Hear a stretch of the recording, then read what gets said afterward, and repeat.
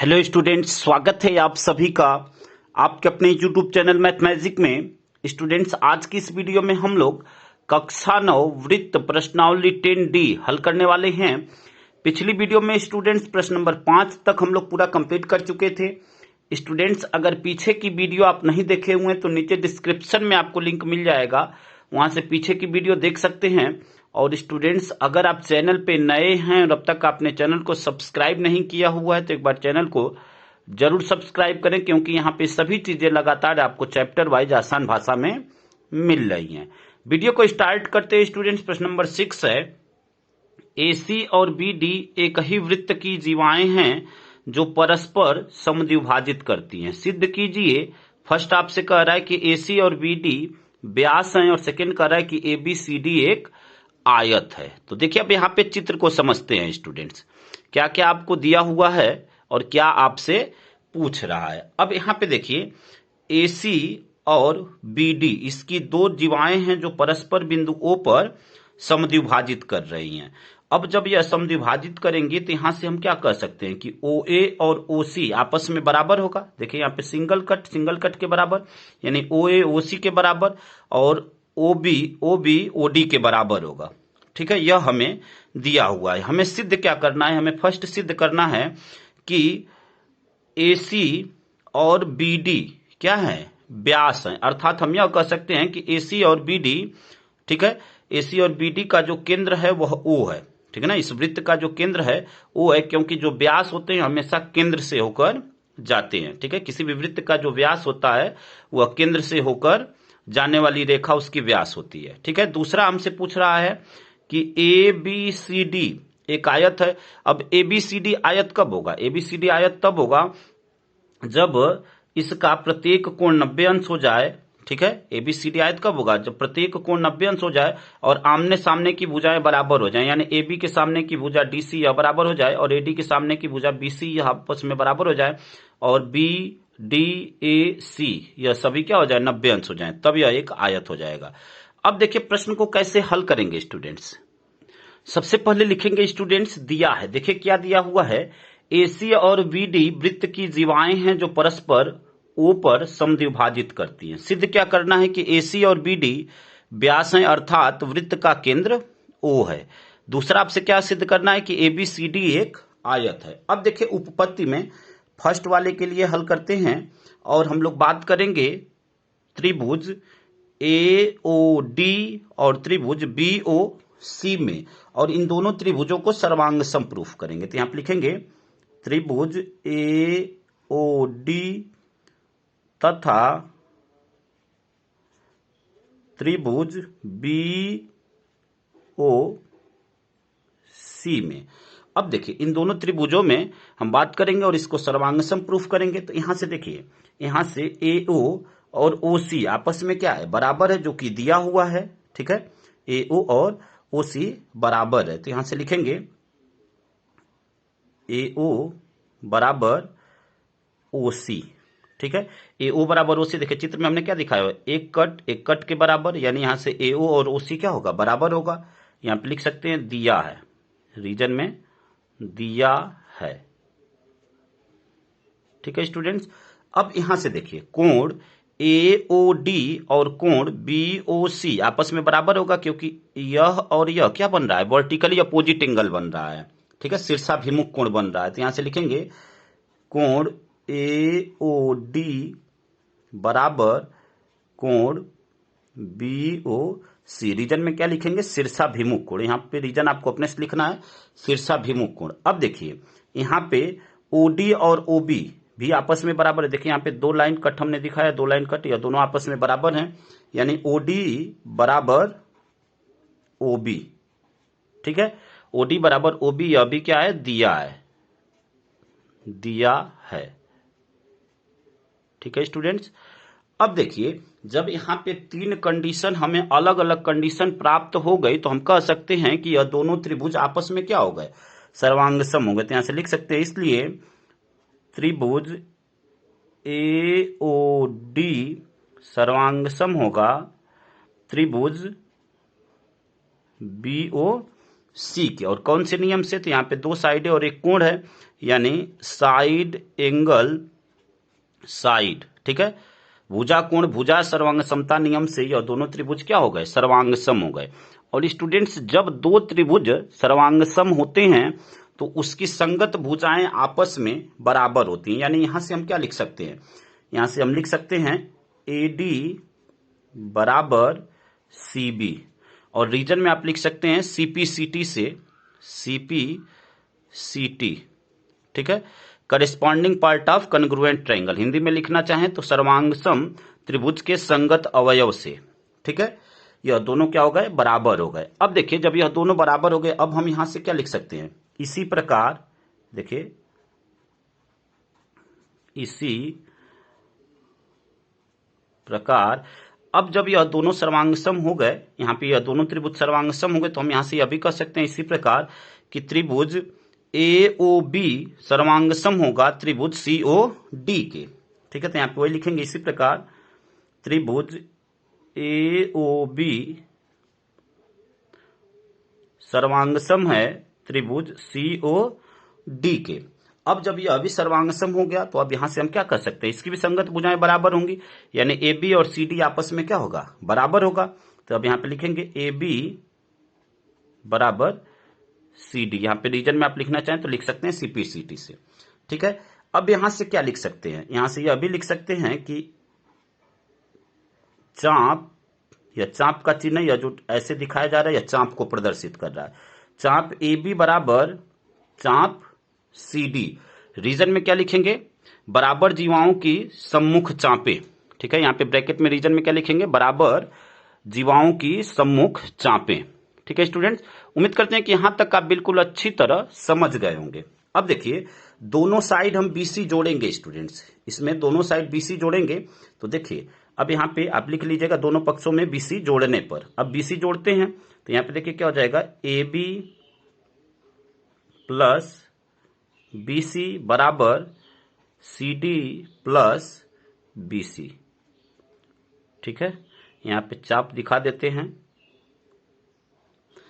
अब देखिए, जब AB और BC ऐड होगा, ठीक है, जब AB और BC ऐड होगा, एक बार चित्र में देख लीजिए, AB और BC यह ऐड होगा तो क्या हो जाएगा? ABC हो जाएगा। तो यानी इसके स्थान पे हम क्या लिख सकते हैं? इसके स्थान पे लिख सकते हैं ABC, चाप ABC। अब CD और BC ऐड होगा तो यह क्या हो जाएगा? BCD हो जाएगा, BCD। तो यहां आप लिखेंगे BCD, ठीक है स्टूडेंट।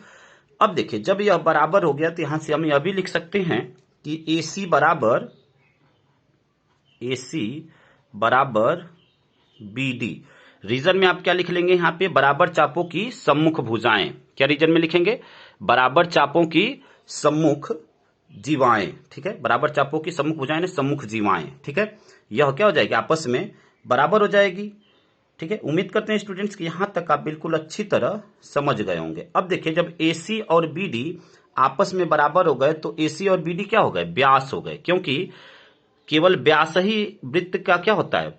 व्यास ही एक ऐसी लाइन है जो वृत्त के जीवाओं के रूप में परस्पर समद्विभाजित करती है और उसके केंद्र से होकर जाती है। यहाँ पे देखिए, AC और BD केंद्र से होकर जा रहा है, तो हम कह सकते हैं कि AC और BD वृत्त का क्या है? व्यास है। तो वही चीज अब यहाँ पे लिखेंगे स्टूडेंट। तो देखिए क्या लिखा है स्टूडेंट्स? AC और BD व्यास है क्योंकि केवल व्यास ही वृत्त की जीवाओं के रूप में परस्पर समद्विभाजित करता है। जो चीजें आपको बताया हुआ यहाँ पे लिख दिया, और यही आपको प्रूफ करना था फर्स्ट वाले में। अब देखिए, सेकेंड वाले के लिए, सेकेंड नंबर के लिए क्या करेंगे?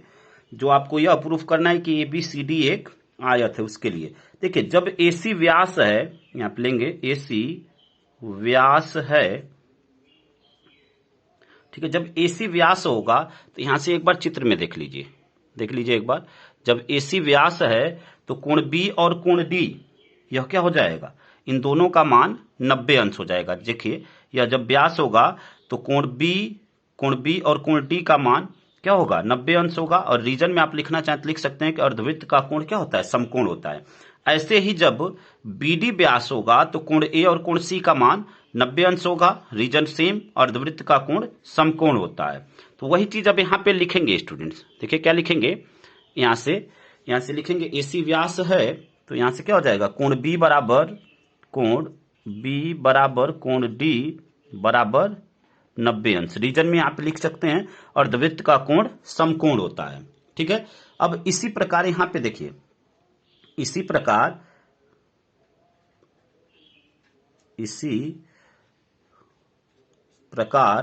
जब BD व्यास होगा तब क्या होगा, BD व्यास है। अब देखिए जब BD व्यास होगा तो कोण A कोण C के बराबर होगा, तो यहां पे कोण A बराबर कोण C बराबर 90 अंश। ठीक है, रीजन सेम होगा, इसको समीकरण फर्स्ट बना लेंगे और इसको समीकरण सेकंड बना लेंगे। ठीक है स्टूडेंट, अब देखिए जब यह दोनों व्यास हो गए तो यहां से हम क्या कर सकते हैं, यहां से जैसे हमने यहां पे दिखाया कि AC और BD व्यास है, यानी AC और BD आपस में बराबर होंगे, यहां पे दिखाया भी है हमने, ऊपर सिद्ध किया है। तो अब लिखेंगे अब व्यास AC बराबर BD। ठीक है, अब यहां से यह भी लिख सकते हैं कि AC बराबर BD, चाप AC बराबर चाप BD। यहाँ पे रीजन में अगर लिखना चाहें तो आप लिख सकते हैं बराबर जीवाओं की संगत चाप बराबर होती हैं, इसलिए यहां से चाप AC और चाप BD आपस में बराबर हो गई। अब देखिए, अब दोनों पक्षों में से हम DC घटाएंगे स्टूडेंट्स। ठीक है, दोनों पक्षों में से DC घटाएंगे, तो यहां से अब देखिए दोनों पक्षों में, यहाँ पे आपको लिखना है दोनों पक्षों में से DC घटाने पे। ठीक है, तो यहाँ पे क्या हो जाएगा, AC चाप AC माइनस चाप DC बराबर चाप BD माइनस चाप DC। ठीक है, अब जब घटाएंगे तो यह क्या हो जाएगा, देखिए यहां पे देख लीजिए एक बार चित्र में देखिए, पुनः चित्र में देखिए, AC माइनस DC, देखिए यह बड़ी भुजा है, उसमें से यह भुजा माइनस हो रही है, कौन सी भुजा बचेगी, AD बचेगा। ठीक है, फिर आपका है BD माइनस DC, तो यह बड़ी भुजा, इसमें से यह माइनस हो रहा है तो यह बचेगा। तो अब उसके स्थान पे वही चीज लिखेंगे स्टूडेंट्स। यहाँ पे देखिए क्या लिखेंगे, अब यहाँ पे क्या लिख देंगे, यहाँ पे AC माइनस DC को क्या लिख देंगे, AD चाप AD, ठीक है, बराबर चाप BC। ठीक है, उम्मीद करते हैं कि यहां तक आप अच्छी तरह समझ गए होंगे, और यहां से यह भी लिख सकते हैं कि AD बराबर BC। ठीक है, AD बराबर BC। यहां पे रीजन में आपको क्या लिखना है कि बराबर जीवाओं की संगत चाप बराबर होती हैं। ठीक है, बराबर जीवाओं की संगत चाप बराबर होती हैं। ठीक है स्टूडेंट्स, उम्मीद करते हैं कि यहां तक आपको बिल्कुल अच्छी तरह समझ में आ गया होगा स्टूडेंट। अब देखिए जब यह बराबर हो गया तो इसी प्रकार हम यह भी लिख सकते हैं, इसको नेक्स्ट समीकरण बना लेंगे स्टूडेंट्स, यह आपका समीकरण 3। अब जब यह बराबर हो गया तो हम यहां से इसी प्रकार यह भी लिख सकते हैं कि AB और DC भी आपस में बराबर होगा। ठीक है, जैसे यह बराबर हुआ वैसे ही दूसरी जो साइड है वह भी आपस में बराबर होगी, तो वही चीज यहां पे लिखेंगे स्टूडेंट। देख लीजिए यहां से क्या लिखेंगे, इसी प्रकार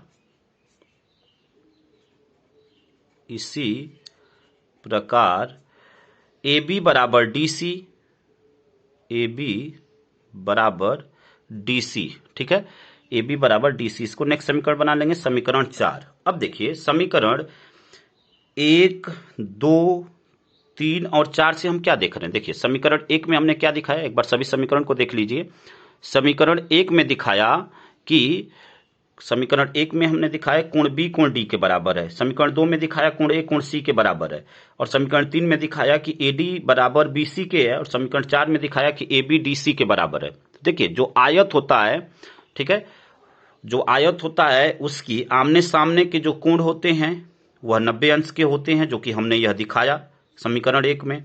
समीकरण 2 में भी यह दिखाया कि जो आमने सामने के कोण 90 अंश हैं, और जो आमने सामने की भुजाएं होती हैं वह क्या होती हैं, बराबर होती हैं, तो वह भी हमने दिखा दिया। इस प्रकार हम कह सकते हैं, यहां से समीकरण 1, 2, 3, 4 से हम देखते हैं कि जो चतुर्भुज है, ठीक है, चतुर्भुज का प्रत्येक कोण 90 अंश का है और सम्मुख भुजाएं बराबर है, तो ABCD क्या है, एक आयत है। वही चीज यहाँ पे लिखेंगे स्टूडेंट्स। देखिए क्या लिखा है स्टूडेंट्स, समीकरण 1, 2, 3 तथा 4 से हम देखते हैं कि चतुर्भुज का प्रत्येक कोण 90 अंश का है तथा सम्मुख भुजाएं बराबर हैं, अतः ABCD एक आयत है। जो चीजें आपको हमने बताया वो यहाँ पे लिख दिया, और यही आपको प्रूफ करना था। ठीक है स्टूडेंट्स, उम्मीद करते हैं स्टूडेंट्स कि यहां तक आपको बिल्कुल अच्छी तरह समझ में आ गया होगा। स्टूडेंट जब भी आप वीडियो देखते हैं तो अपनी पेन और कॉपी लेकर बैठें और प्रत्येक प्रश्न को नोट करते रहें ताकि आपका अपना एक नोट्स अच्छी तरह तैयार हो जाए। और बीच बीच में आप चैनल को सब्सक्राइब करते रहें, ठीक है, चैनल को सब्सक्राइब करें और प्रत्येक वीडियो को अपने दोस्तों तक शेयर करते रहें। स्टूडेंट्स अगले प्रश्न को हल करते हैं। स्टूडेंट्स अगला प्रश्न आपका प्रश्न नंबर 7 है। एक त्रिभुज ABC के कोणों A, B और C के समद्विभाजक इसके परिवृत्त को क्रमशः D, E और F पर प्रतिच्छेद करते हैं। सिद्ध कीजिए कि त्रिभुज DEF के कोण 90 अंश माइनस A/2, 90 अंश माइनस B/2 तथा 90 अंश माइनस C/2 हैं। ठीक है, अब यहाँ पे चित्र हमने बनाया हुआ है। अब देखिए प्रश्न को कैसे हल करेंगे स्टूडेंट्स। यहाँ पे देखिए प्रश्न के अनुसार हम क्या देख रहे हैं, यहाँ पे लिखेंगे प्रश्न के अनुसार। ठीक है, प्रश्न के अनुसार हम क्या देख रहे हैं कि यहाँ पे जो AD लाइन है वह कोण A को समद्विभाजित करती है। ठीक है, यहाँ पे जो AD लाइन है कोण A को समद्विभाजित करती है, यानी यहाँ पे कोण 1 और कोण 2 क्या होगा, बराबर होगा और यह दोनों कोण A का क्या होगा, आधा होगा। तो यहाँ पे वही लिखेंगे प्रश्न के अनुसार AD कोण A का समद्विभाजक है, समद्विभाजक है, कोण A का समद्विभाजक है। अब जब यह समद्विभाजक है तो यहां से क्या हो जाएगा, देखिए यहां से जब यह समद्विभाजक होगा तो कोण 1 बराबर कोण 2। ठीक है, जब यह दोनों आधा आधा है तो कोण 1 और कोण 2 बराबर होगा और यह दोनों क्या है, कोण A के आधा है। तो यहाँ पे लिख देंगे कोण 1 बराबर कोण 2 बराबर A/2। ठीक है स्टूडेंट्स, इस लाइन को अच्छी तरह समझ लीजिए क्योंकि आगे भी ऐसे ही होने वाला है। ठीक है, यहाँ पे देखिए जब यह समद्विभाजक है तो यह कोण और यह कोण बराबर होगा और यह दोनों कोण जो बिंदु A है उसके क्या होंगे, आधा होंगे। ठीक है, अब यहाँ पे देखिए क्या दिखाएंगे, यहाँ पे जो BE लाइन है वह कोण B का समद्विभाजक है। तो यहाँ पे कोण 3 कोण 4 बराबर होगा और यह दोनों बराबर होंगे, कोण B के क्या होंगे, आधे होंगे। तो वही चीज यहाँ पे लिखेंगे स्टूडेंट्स। यहाँ पे देखिए क्या लिखेंगे, BE कोण B का समद्विभाजक है, कोण B का समद्विभाजक है, समद्विभाजक है। अब देखिए जब कोण BE कोण B का समद्विभाजक है तो यहां से हम क्या दिखा सकते हैं, कोण 3 बराबर कोण 4 और यह किसका आधा होगा, B का आधा होगा, तो B/2। ठीक है स्टूडेंट्स, उम्मीद करते हैं कि यहां तक आप बिल्कुल अच्छी तरह समझ गए होंगे। अब देखिए यहाँ पे जो CF लाइन है, ठीक है, जो CF लाइन है वह कोण C को समद्विभाजित करती है। तो यहाँ से कोण 5 और कोण 6 आपस में बराबर होगा और कोण C का आधा होगा। तो वही चीज यहाँ पे लिखेंगे CF कोण C का समद्विभाजक है, का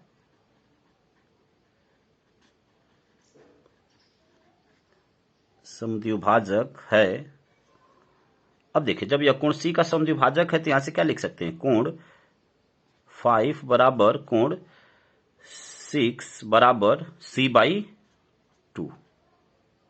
ठीक है स्टूडेंट्स, उम्मीद करते हैं कि यहां तक आप बिल्कुल अच्छी तरह समझ गए होंगे स्टूडेंट्स। अब देखिए आगे क्या करेंगे यह समझ लीजिए। अब यहां से जो कोण 9 है और कोण 3 क्या होगा, आपस में बराबर होगा। ठीक है, एक ही वृत्तखंड के जो कोण होते हैं वो आपस में बराबर होते हैं और कोण 9 कोण 3 आपस में बराबर होगा क्योंकि AE द्वारा, जो AE लाइन है उसके द्वारा अंतरित कोण है। ठीक है, तो अब वही चीज यहाँ पे लिखेंगे स्टूडेंट। तो देखिए क्या लिखा, एक ही वृत्तखंड के कोण बराबर होते हैं, तो अब यहां से दिखाएंगे कोण 9 कोण 3 के बराबर है। तो यहाँ पे लिखेंगे कोण 9 बराबर कोण 3। यहाँ पे रीजन में आप लिख सकते हैं कि चाप AE द्वारा अंतरित कोण। ठीक है, अब यहां से यह भी दिखाएंगे कोण 8 कोण 5 के बराबर है और इसमें भी रीजन सेम है। रीजन में क्या होगा, चाप FA द्वारा अंतरित कोण। तो यहां पे लिखेंगे कोण 8 बराबर कोण 5। ठीक है, अब देखिए इन दोनों समीकरणों को या इन दोनों को हम आपस में ऐड करेंगे, यानी लेफ्ट वाला भाग लेफ्ट वाले भाग के साथ और राइट वाला भाग राइट वाले भाग के साथ।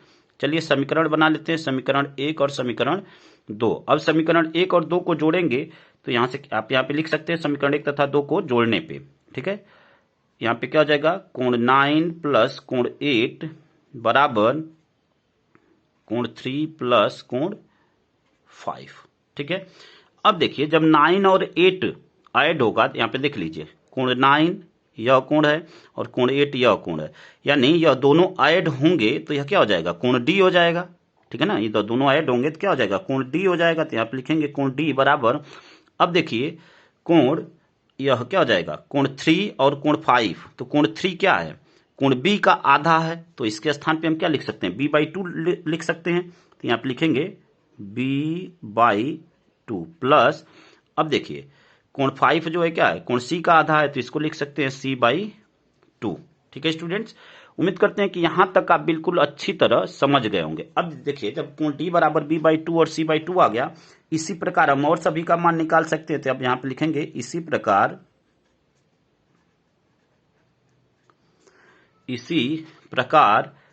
कोण ई क्या हो जाएगा, इसी प्रकार जो कोण ई होगा वह a/2 प्लस c/2 हो जाएगा। तो वही चीज यहां पे लिखेंगे स्टूडेंट्स, a/2 प्लस c/2।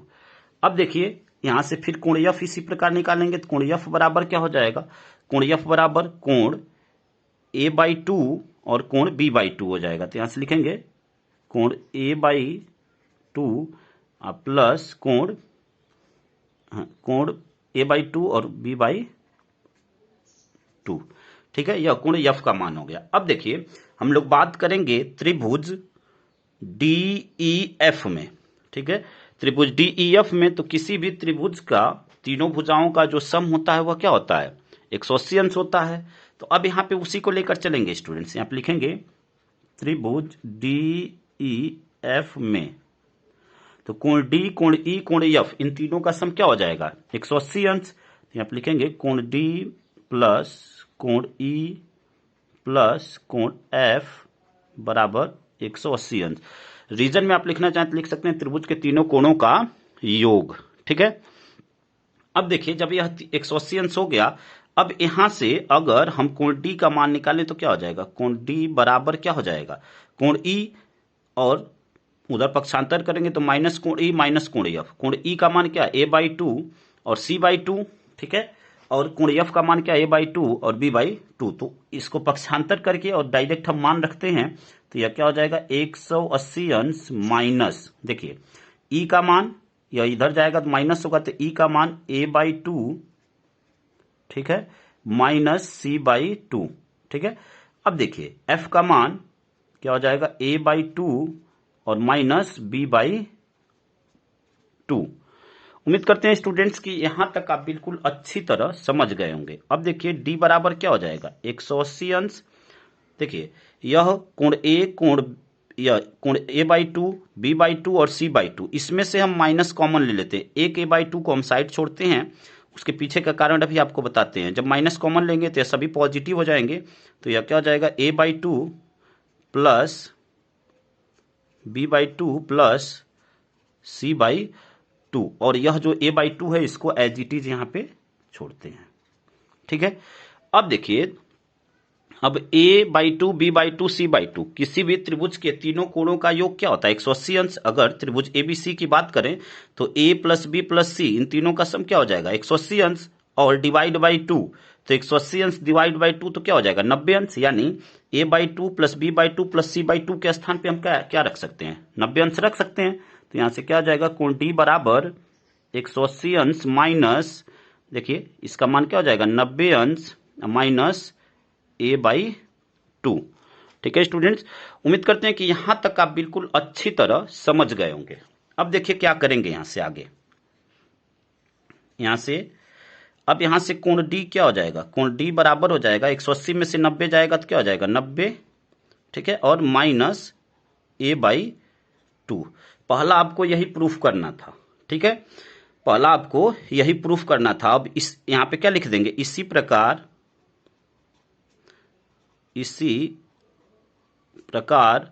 सिद्ध कर सकते हैं, सिद्ध कर सकते हैं, इसी प्रकार सिद्ध कर सकते हैं। क्या सिद्ध कर सकते हैं? देखिए, कोण E बराबर 90 अंश माइनस b/2। ठीक है। और क्या सिद्ध कर सकते हैं? कोण F बराबर 90 अंश माइनस c/2। और यही स्टूडेंट्स आपको प्रूफ करना था। देखिए, एक तो यह प्रूफ करना था, यह प्रूफ करना था और यह प्रूफ करना था, और यहाँ पे लिख देंगे प्रूव्ड। ठीक है स्टूडेंट्स, उम्मीद करते हैं कि यहाँ तक आपको बिल्कुल अच्छी तरह समझ में आ गया होगा। स्टूडेंट्स, वीडियो आपको अच्छा लग रहा है तो वीडियो को लाइक, शेयर और कमेंट जरूर करें। अगले प्रश्न को हल करते हैं स्टूडेंट्स। अगला प्रश्न आपका प्रश्न नंबर 8 है। चित्र में ओ वृत्त का केंद्र है जिसके दीर्घ चाप PQ की अंश माप 200 है, लघु चाप की अंश माप रेडियन में ज्ञात कीजिए। ठीक है, यहाँ पे चित्र दिया हुआ है, चित्र हमने बनाया हुआ है। तो देखिए, अब यहां से इस प्रश्न को कैसे हल करेंगे स्टूडेंट्स। अब यहां पे लघु चाप की अंश माप बराबर क्या हो जाएगा? देखिए, लघु चाप की अंश माप बराबर लघु चाप की अंश माप। देखिए, पूरा जैसे यह बिंदु जो है, बिंदु O जो वृत्त का केंद्र है, किसी भी बिंदु के चारों तरफ का जो कोण होता है वह 360 अंश होता है। तो यहाँ पे पूरा कोण क्या हो गया? 360 अंश। हमें यह दीर्घ चाप PQ के बीच का अंश माप दिया हुआ है 200 अंश। तो अगर इसको माइनस कर देंगे तो हमें लघु चाप का मान पता चल जाएगा। तो 360 माइनस 200 बराबर 160 अंश। यह तो डिग्री में आया, लेकिन आपसे पूछ क्या रहा है? लघु चाप का अंश माप रेडियन में। अब रेडियन में कोई मान ज्ञात करने के लिए हम क्या करते हैं? जो भी वैल्यू दिया रहता है उसमें π/180 से गुणा कर देते हैं। क्या करते हैं? π/180 से गुणा कर देते हैं। अब देखिए, यहाँ 0 से 0 कट गया, 2 9 18 और 2 8 16, यानी आपका आंसर क्या हो गया स्टूडेंट्स? यहां से 8/9 पाई रेडियन।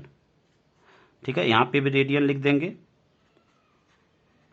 और यहां पे भी रेडियन। यही स्टूडेंट्स आपका आंसर हो जाएगा। ठीक है, यही आपका आंसर हो जाएगा।